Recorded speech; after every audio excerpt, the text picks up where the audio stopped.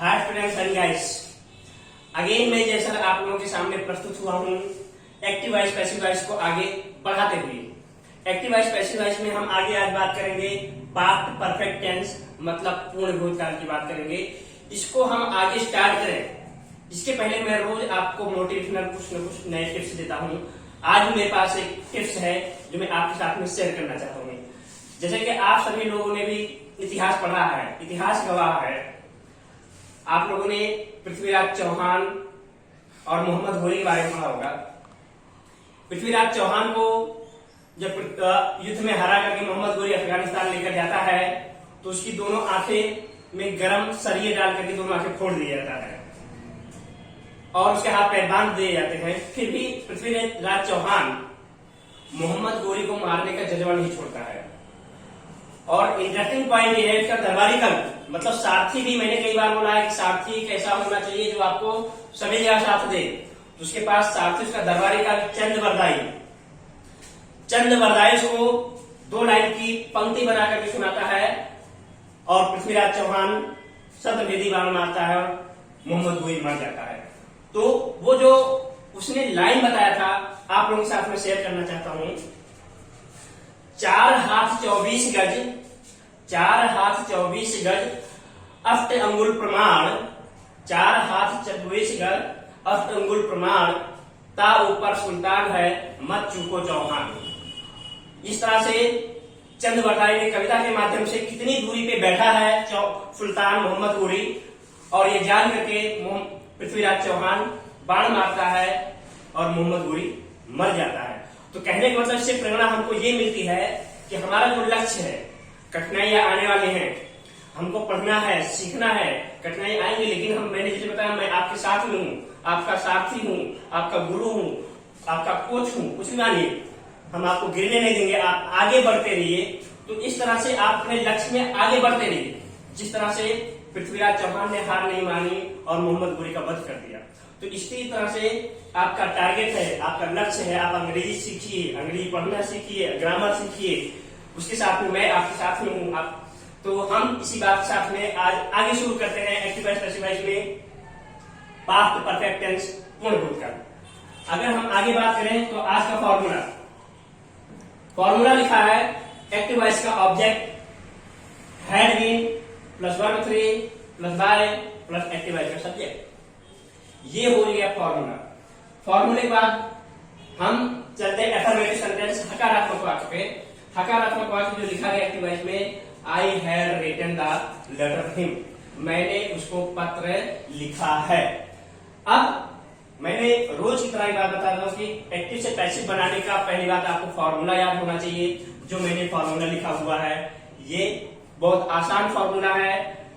दूसरी शर्त ये है कि आपको कर्ता क्रिया कर्म यानी सब्जेक्ट वर्ब और ऑब्जेक्ट अलग अलग करते आना चाहिए। तो हम चलो करते हैं कर्ता क्रिया कर्म को अलग अलग बाइफरकेट करते हैं। जैसे आई सब्जेक्ट है, हैड हेल्पिंग वर्ब है, रिटेन मेन वर्ब है, द लेटर ऑब्जेक्ट है और ये हिम ऑब्जेक्ट नंबर 2 है। ये ऑब्जेक्ट नंबर 1 और ये ऑब्जेक्ट नंबर 2।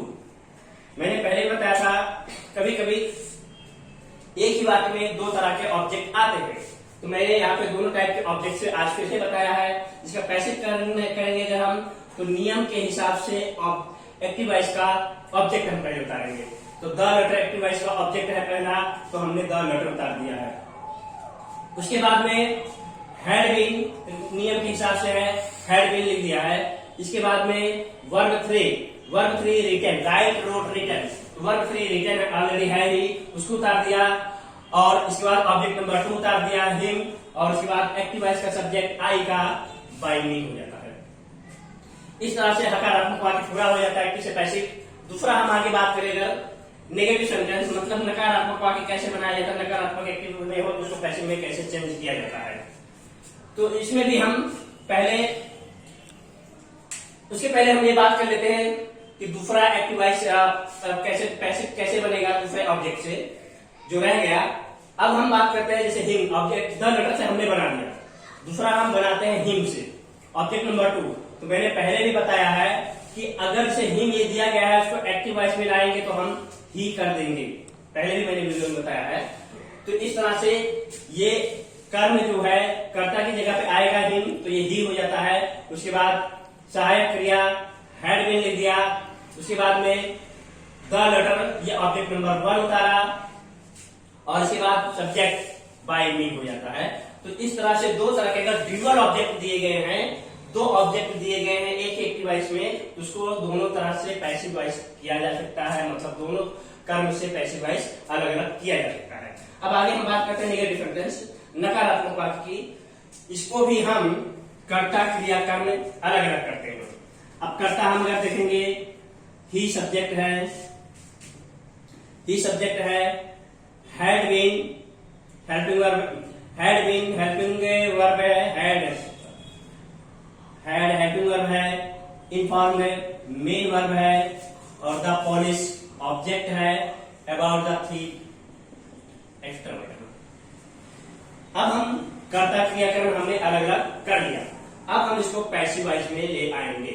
पैसिव वॉइस में लाने के लिए जैसे नियम बताया गया, ऑब्जेक्ट पहले लिखना है, तो द पोलिश हमने पहले लिख दिया। उसके बाद में नियम कह रहा है हैड बीन उतारना है, तो हैड के साथ में बीन जोड़ दिया गया, हैड बीन हो गया। इसके बाद क्या कह रहा है, वर्ब 3 मतलब क्रिया का तीसरा, तो इन्फॉर्म का थर्ड, इन्फॉर्म इन्फॉर्म इन्फॉर्म, तो थर्ड फॉर्म है इन्फॉर्म, और एक्स्ट्रा वर्ड अबाउट थीफ, और उसके बाद सब्जेक्ट है ही का बाय हिम हो जाता है। इस तरह से नेगेटिव सेंटेंस एक्टिव से पैसिव पूरा होता है। आगे हम हेल्पिंग वर्ब से इंट्रोगेटिव मतलब सहायक क्रिया से प्रश्नवाचक में अगर एक्टिव है तो उसको पैसिव में कैसे बदला जाता है हम आगे फिर देख रहे हैं। और उसके पहले हम कर्ता क्रिया कर्म को अलग अलग करेंगे। जैसे हैड क्या है, हैड हेल्पिंग वर्ब है, दे सब्जेक्ट है, वार्न मेन वर्ब है, अस ऑब्जेक्ट है, again and again extra verb है। अब देखते हैं हम हेल्पिंग वर्ब पहले दिया गया है तो हेल्पिंग वर्ब को पहले हम उतारेंगे।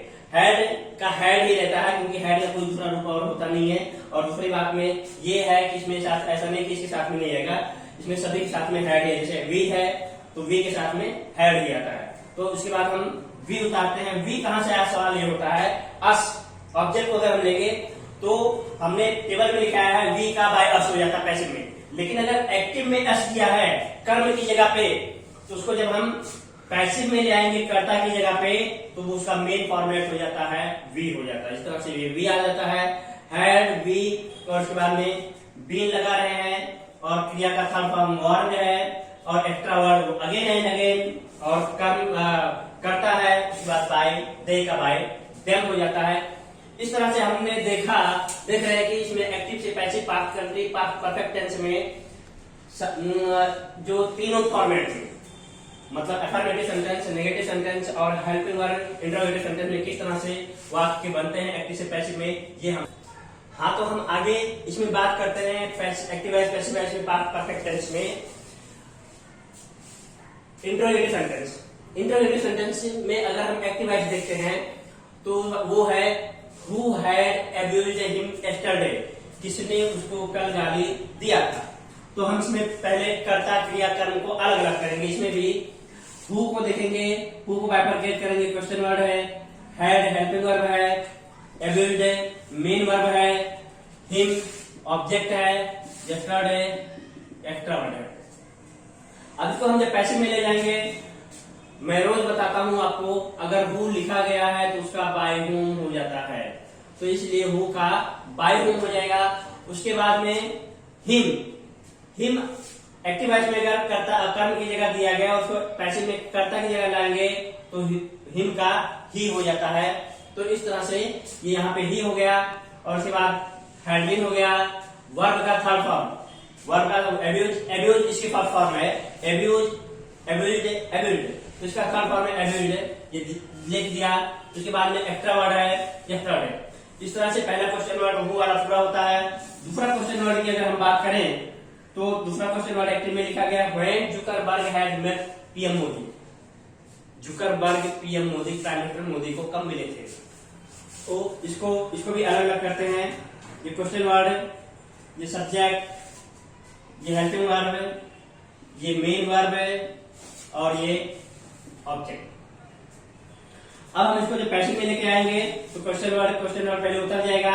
और जैसा मैंने पहले ही कहा है सिर्फ हु में ही आगे बाय लगता है, बाकी और किसी दूसरे क्वेश्चन वर्ड में आगे बाय नहीं लगता है, नहीं लगाना है, इसलिए सिर्फ उसको क्वेश्चन वर्ड को ही उतार देना है।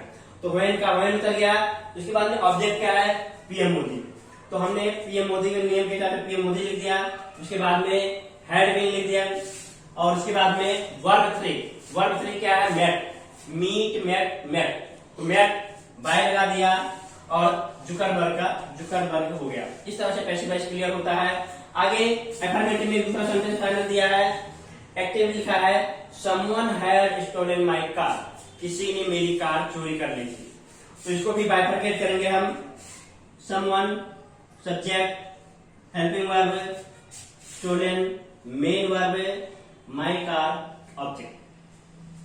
पैसिव में लेके जाएंगे तो माय कार जो है ये यहाँ कर्ता की जगह आ जाएगा, और उसके बाद में हैड बीन लिख दिया हमने, और क्रिया का थर्ड फॉर्म टर्न। अब यहाँ पे देखेंगे बाय समवन नहीं लिखाएंगे, क्योंकि मैंने पहले बताया है एनीवन है, समवन है, पीपल है, कुछ ऐसे वर्ड्स है, अगर काम करने वाला कर्ता अनसर्टेन है, अनिश्चित है कौन काम कर रहा है, तो ऐसी कंडीशन में बाय नहीं लिखा जाता और कर्ता को भी कर्म की जगह पे नहीं लिखा जाता है। ये ध्यान रखने वाली बात है। इस तरह का आज का ये टॉपिक पूरा होता है। मैं उम्मीद करता हूं कि आप लोग हमारे वीडियो को देखते रहिए और लाइक और सब्सक्राइब करिए। इसको लाइक और सब्सक्राइब करना नहीं भूले, जिससे आप लोगों को लेटेस्ट अपडेट रोज मिलते रहे। मैं डेली आप लोगों के लिए वीडियो डाल रहा हूँ, डेली बना रहा हूँ, डेली आप लोगों को समझा रहा हूँ। तो आप लोग प्लीज लाइक और सब्सक्राइब करना नहीं भूले। आप हमारे साथ में चलते रहिए, हम आप लोगों को सपोर्ट करते रहेंगे। आज के लिए इतना ही। Thank you so much.